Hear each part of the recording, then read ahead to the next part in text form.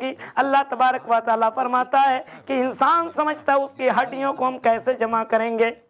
ایحسب الانسان ان نجمع عظامہ، سورہ قیامہ کو پڑھیے، اللہ تعالیٰ فرماتا ہے ایحسب الانسان ان نجمع عظامہ، انسان یہ کہتا ہے کیسے اللہ تعالیٰ ہڈیوں کو جمع کرے گا؟ جو مٹیوں کے اندر گل گیا ہو، سڑ گیا، اس کو اللہ تعالیٰ کیسے جمع کرے گا، کیسے اکٹھا کرے گا؟ ایحسب الانسان ان نجمع عظامہ، اللہ فرماتا بالا قادرین علی ان نسوی بنانا، ارے ہڈیوں کی تو دور کی بات ہے، انسان کی انگلیوں کی جو پور ہیں اس کو بھی اللہ تبارک و تعالیٰ ٹھیک کر دے گا، پورا کر دے گا، بنا دے گا۔ آئے انسان اس اللہ سے ڈرو جو تمام چیزوں کے اوپر قدرت رکھنے والا ہے، طاقت رکھنے والا ہے۔ جب انسان کو بنائے جب کچھ بھی نہیں تھا تو دوبارہ اس کو بنانے میں اللہ تبارک و تعالیٰ کو کوئی دقت ہو ہی نہیں سکتی ہے۔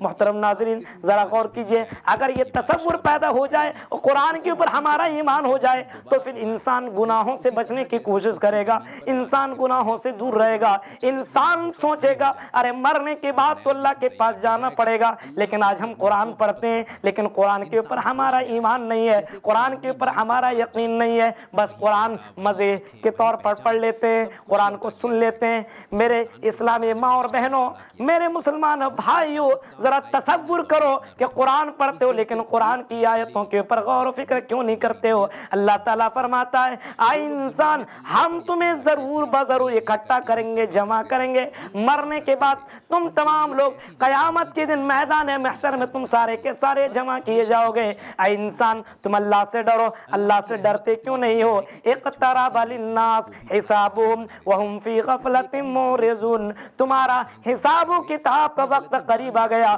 اور تم خواب غفلت میں پڑے ہوئے ہو۔ اندازہ لگائیے، ذرا تصور کیجئے کہ مرنے کے بعد دوبارہ اٹھایا جائے گا۔ اسی وجہ سے اللہ کے نبی جناب محمد رسول اللہ صلی اللہ تعالیٰ علیہ وسلم نے فرمایا اے لوگو اس دنیا کے اندر تم رہو ضرور لیکن آنے والی زندگی کی تیاری کرو، آنے والی زندگی کے بارے میں سوچو۔ صحابہ کرام رضی اللہ تعالیٰ علیہم اجمعین کو ذرا دیکھیں کہ آنے والی زندگی کی کتنی زیادہ فکر تھی، کتنی زیادہ فکر تھی۔ رات میں اٹھ کے تہجد کے نماز پڑھا کرتے تھے۔ ہم مسلمان کیسے ہیں؟ ارے فجر کی نماز تک بھی نہیں پڑھتے ہیں، ظہر کی نماز چھوٹ جاتی ہے، عصر کی نماز، مغرب کی نماز، یہ ساری نمازیں ہم چھوڑ دیتے ہیں کیونکہ ہمیں مرنے کے بعد زندہ ہونا اس کے اوپر یقین نہیں ہے۔ بس ہم زبان سے کہتے ہیں اشہد ان لا الہ الا اللہ واشہد ان محمد رسول اللہ، ہم رسول کو تو مانتے ہیں، ہم اللہ کو تو مانتے ہیں لیکن نہ اللہ کی مانتے ہیں نہ رسول کی مانتے ہیں۔ مسلمانوں تصور کرو رسول کو ماننا، یہ کفار مکہ بھی رسول کو مانا کرتے تھے، مشرکین مکہ بھی رسول کو امین اور صادق کہا کرتے تھے، سچا جانا کرتے تھے، لیکن اللہ کے رسول کی بات کو انہوں نے نہیں مانا تو اللہ تبارک و تعالیٰ نے ان کے تعلق سے قرآن کی آیت کریمہ نازل کر دی کہ یہ لوگ جہنم کے اندر جائیں گے۔ رسول کو ماننا کافی نہیں ہے، رسول کی بات ماننا کافی ہے۔ صحابہ کرام نے رسول کی بات کو مانا، اللہ تبارک و تعالیٰ نے ان صحابہ کرام کے تعلق سے قرآن کریم کے اندر آیت نازل کر دی رضی اللہ عنہم ورضوا عنہ، ان سے اللہ تعالیٰ راضی ہوا اور اللہ تعالیٰ سے یہ لوگ راضی ہو گئے۔ محترم ناظرین ذرا تصور کریں کہ مرنے کے بعد انسان کو دوبارہ اٹھایا جائے گا۔ اس تعلق سے اللہ کے نبی جناب محمد رسول اللہ صلی اللہ تعالیٰ علیہ وسلم کے پاس ایک آدمی آیا، صحیح بخاری کے الفاظ ہیں، صحیح مسلم کے اندر بھی یہ الفاظ موجود ہیں اور ترمذی کے اندر بھی یہ الفاظ موجود ہیں اور یہ حدیث جبرائیل سے مشہور ہے۔ راوی حدیث حضرت عمر بن خطاب رضی اللہ تعالیٰ عنہ ہے۔ وہ کہتے ہیں کہ ہم لوگ اللہ کے نبی اکرم صلی اللہ علیہ وسلم کے پاس بیٹھے ہوئے تھے کہ اچانک ہم نے دیکھا کہ ایک آدمی آیا اور آنے کے بعد اللہ کے نبی اکرم صلی اللہ تعالیٰ علیہ وسلم کے پاس آ کر کے بیٹھ گیا اور بیٹھنے کے بعد سوال کیا اللہ کے نبی اخبرنی عن الایمان، آئے اللہ کے نبی آپ ہمیں ایمان کے بارے میں بتائیے، اللہ کے نبی ہمیں ایمان کے بارے میں بتائیے، ایمان کیا ہے؟ اللہ کے نبی نے ایمان کی جو ڈیفینیشن اور جو تعریف آپ نے بیان فرمائی ہے وہ حدیث کی کتابوں کے اندر موجود ہے۔ ترمذی کے الفاظ ہیں، اللہ کے نبی اکرم صلی اللہ علیہ وسلم نے فرمایا الایمان ان تؤمن باللہ وملائکتہ وکتبہ ورسلہ، اے بندے تو اللہ کے اوپر ایمان رکھ، ملائکتی فرشتے کو پر ایمان رکھ، وکتبہ اللہ کی کتابوں کے پر ایمان رکھ، ورسلہ اللہ کے رسولوں کے پر ایمان رکھ، والیوم الاخر اور آخرت کے پر ایمان رکھ، وتؤمن بالقدر خیرہ وشرہ اور تو بھلی بری تقدیر کے اوپر ایمان رکھ۔ یہ ہے ایمان۔ پتہ یہ چلا کہ آخرت کے اوپر ایمان رکھنا ضروری ہے۔ اگر کوئی آدمی آخرت کا انکار کرتا ہے تو پھر وہ مومن نہیں ہے، مومن نہیں ہے۔ اور حدیث کے الفاظ یہ بھی ملتے ہیں، اللہ کے نبی اکرم صلی اللہ علیہ وسلم نے فرمایا ارے تم جنت کے اندر داخل نہیں ہو سکتے ہو جب تک کہ تم مومن نہ بن جاؤ، مومن ہی جنت کے اندر جائے گا۔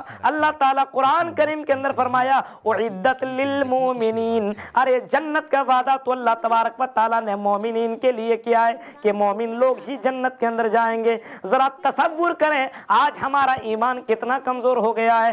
اگر یہ ایمان ہمارا کمزور نہ ہوتا تو غلطی نہ کرتے، کمزور ہے اس وجہ سے غلطی کر رہے ہیں۔ صحابہ کرام کا ایمان اتنا مضبوط تھا، اتنا مضبوط کہ وہ چلتے تھے، سفر کرتے تھے تو پھر اللہ تبارک و تعالیٰ سے گناہوں کی معافی مانگا کرتے تھے، رات میں سوتے سمے اللہ سے معافی مانگا کرتے تھے۔ تصور کریں ان کو فکر تھی آخرت کی، ان کو اللہ کا ڈر تھا، مرنے کے بعد حساب دینے کا ڈر تھا، اس وجہ سے وہ لوگ اس طریقے سے زندگی گزارا کرتے تھے۔ لیکن آج ہماری زندگی ایسی گزر رہی ہے، ذرا دیکھیے رمضان کا مہینہ آتا ہے تو مسجدیں ہماری آباد ہو جاتی ہے۔ کیا شاعر نے بہترین شعر کہا ہے، عجیب تیری عبادت ہے مسلمان، عجیب تیری عبادت ہے اے مسلمان، ایک چاند دیکھ کر کے تو مسجد کو آباد کر دیتا ہے تو دوسرا چاند دیکھ کر کے تو مسجد کو ویران کر دیتا ہے۔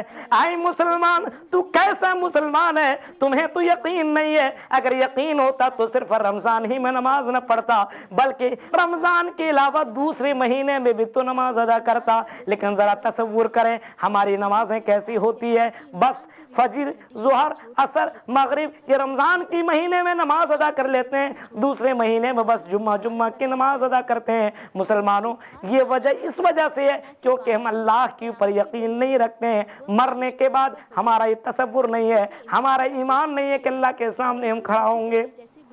اللہ فرماتا مومن وہ ہے وبالآخرۃ ہم یوقنون، جو آخرت کے اوپر ایمان رکھنے والے ہیں، مومن وہی ہے اور مومن ہی جنت کے اندر جائے گا۔ تصور کریں مومن ہی جنت کے اندر جائے گا۔ اللہ سے دعا کریں کہ ہمارے دل کے اندر اللہ تبارک و تعالیٰ ایمان داخل کر دے، مرنے کے بعد دوبارہ اٹھائے جانا ہے، اس کے اوپر ہمیں ایمان لانا ضروری ہے۔ اگر ایمان نہیں لائے اور نماز ادا کرتے رہے، زکوٰۃ دیتے رہے، تمام چیزیں کی، لیکن آخرت کا ہم نے انکار کر دیا تو ہم دائرہ اسلام سے خارج ہیں۔ اے مسلمانوں ذرا تصور کرو، اللہ تبارک و تعالیٰ سے دعا کرو کہ اللہ تبارک و تعالیٰ ہمارے دلوں کے اندر اللہ کا خوف پیدا کر دے، آنے والی زندگی کی تیاری کرنے کی ہمیں توفیق عطا فرمائے۔ اور اللہ تبارک و تعالیٰ سے یہ دعا کریں جس طرح پہلے کے لوگ اللہ سے دعائیں مانگا کرتے تھے، معافی مانگا کرتے تھے اور زیادہ سے زیادہ عبادت کیا کرتے تھے، ہمیں بھی زیادہ سے زیادہ عبادت کرنے کے اللہ توفیق عطا فرما۔ اب